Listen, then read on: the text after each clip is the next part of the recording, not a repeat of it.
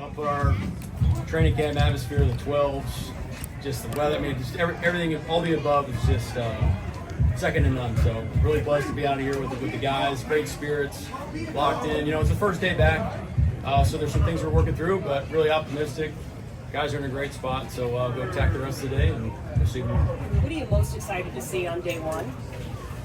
I think it's fun to see the progress come from the spring, and you know, I'll tell you what, like the guys are on it, the intent's there, and you know, it's us as coaches, like, hey, let's point out the things where we want to grow from day to day. But yeah, it's just great to have the guys, you know, back, and you know, we missed them.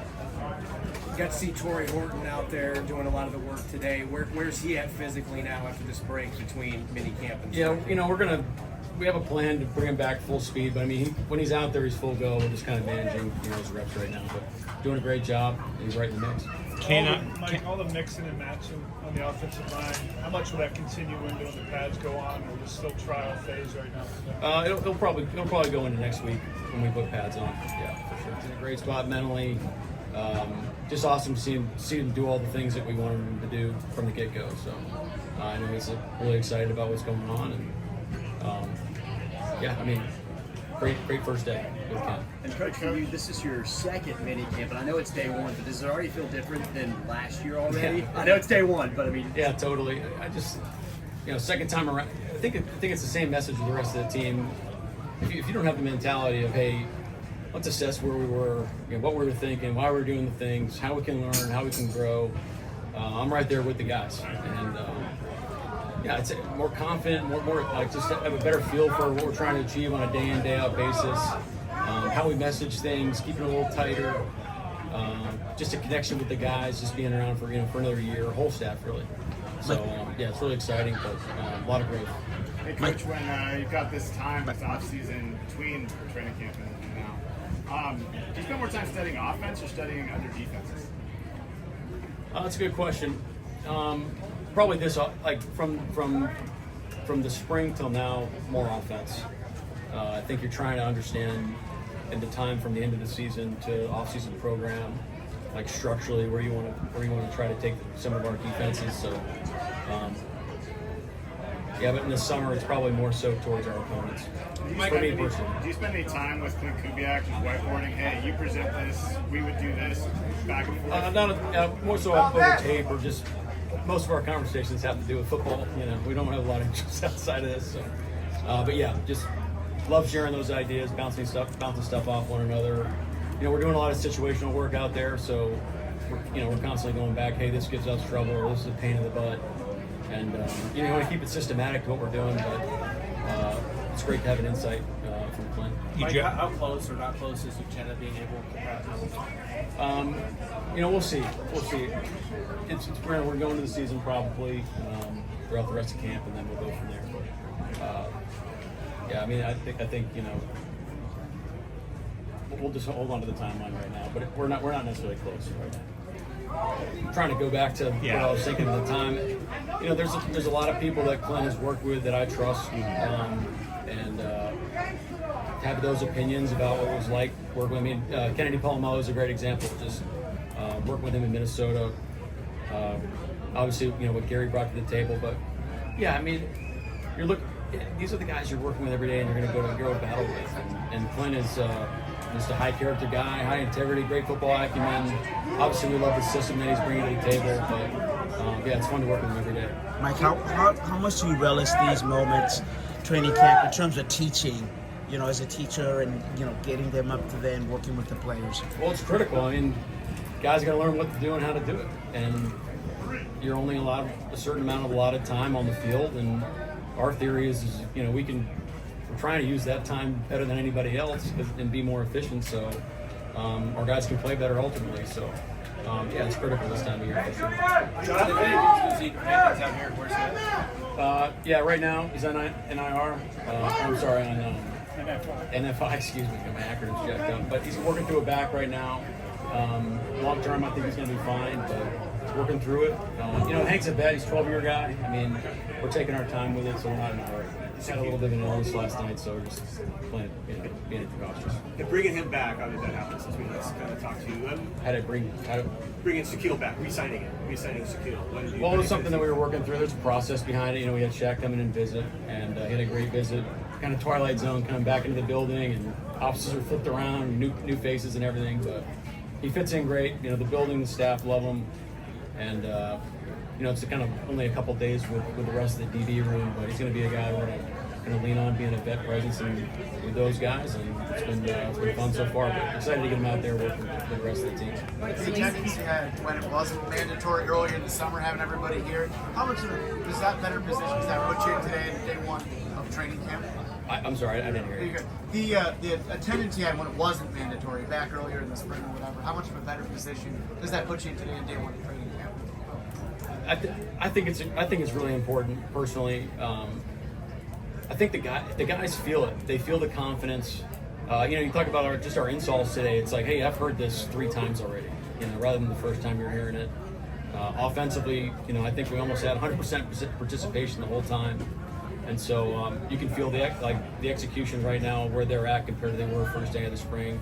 And then defensively, we're on a little bit of a different timeline, but you feel the connectedness with the guys, and that's really important, especially on defense. You got to play off each other. A lot of chemistry that's necessary to play good defense. Really saying Noah Fant. What kind of conversations do you have with Elijah and AJ Barner in that kind of position battle? I didn't have any conversations with him. It's just understood that what we're trying to achieve as a football team. I mean, we love Noah, wish him the best, but we also love the guys that are still here, and they know what's at stake, and it's going to be a lot of fun watching that competition in the tight end process. So I think you just have daily goals of what you're trying to achieve. You're going to hit a lot of them. You're going to miss the target on some of them, and then you kind of recalibrate and go. I mean, there's going to be stages to camp too. Right now we're in kind of a ramp phase, an execution phase. You're not really physically competing, so some of that evaluation is going to take time. So when you get into pads and you start doing more situational work, one of our philosophies is we're going to get a ton of reps over the course of time. All those battles will be able to kind of show themselves and declare themselves, and schematically we know who we're going to be, but how we're going to do it, how we're going to call it, how we're going to formation it, that'll come into present itself more clear towards the end of camp. Danny and Ivan, they put together a great off-season program, and it was both a group competition over the course of the off-season and individual. There's all sorts of different metrics that we keep track of, but Jalen won it, and he had a tremendous offseason, so really excited. We got a lot of great talent there, a lot of great vet presence. Us, we're always trying to kind of figure out the pieces of the puzzle. We take pride in the guys who can play multiple spots. But the things that Mike's great at, just show that when the pads come on and when competition hits and we start playing preseason games, he knows that. I mean, it's a production business, and but we're excited about Mike. I mean, he's one of those guys that he's a bigger guy that can play the edge, can then reduce down. So he's got a pretty cool skill set. What stood out to you most? Any drill known to mankind, and just like the trust he has and why you're doing it. I mean, it is 1,000% every rep, the intent of what he's trying to create. And that's the standard that he's setting for our front. So I mean, the guys don't have a choice but to fall in line. And it's just exciting to see him out there working. And what he can do on the field. I mean, the tape speaks for itself, but you understand kind of how it comes to life based on how he works. How did you talk about How rare is that for a veteran like that maybe would take reps off or drills off if guys see him? I can't speak for everybody, but sometimes vets come in saying, "Look, I don't understand. I can do that, or I only do it a certain way." But that's not DeMarcus. He's just really fun to work with. I know our AD obviously loves him, but Hines and CP just can't get enough of him. Coach, you talked about the atmosphere of the fans here, first day of camp, it's fun. And of course, fans have big expectations. How do you and your staff manage the expectations going into your second year into the 2025 campaign? Our expectations can't be any higher than what we expect from ourselves. I mean, bring it on. I mean, we want to win the championship. But in order to do that, we have to become a championship team. We have to become the team that we're trying to be. We have a vision for our team, who we want to be, and we believe that vision is a team that the 12s are going to be really proud of. But it takes time. We got to put it together. We got to do all the work. We got to do all the meetings. We got to do all the reps. got to make those tough decisions. I mean, there's so many things that need to happen between now and when we kick it off. But that's why just every day is so critical. You just can't skip steps. What do you learn about Jared Ivey? And it's playing like a similar role to what he's playing. So how do you see utilizing him? He's one of those big end type bodies that we're trying to figure out what's the best role for him.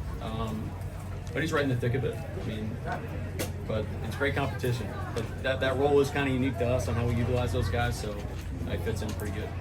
And you talked about Byron Murphy wanting to get more pass rush opportunities, and that's something you guys are going to work on this offseason. Do you feel like you've got a plan for how to get him a more pass rush opportunity? We'll create more pass rush opportunities for our defense, and he'll be right there. I mean, not to be a smart aleck, but we have to play better on early downs to create those situations. We got to play better complementary football. You know, to play with the lead more. All those things as a football team where we can force teams to drop back, and when we know they're going to pass. So, but Murph will earn those roles. You know, however it shakes out with Leo and Jay Reed and all the rushers, however we can, put it together. Yeah, we have a vision for him, but we, as a football team, we got to create more of those opportunities for play our style of ball. Let the O-line do their thing. Get Sam on the move. Separate the defense. All those things. I mean, it's fun to watch us. It's fun to watch these guys put it together and how they drill it, go from individual to group, how it all fits together, all the rules. It's really exciting.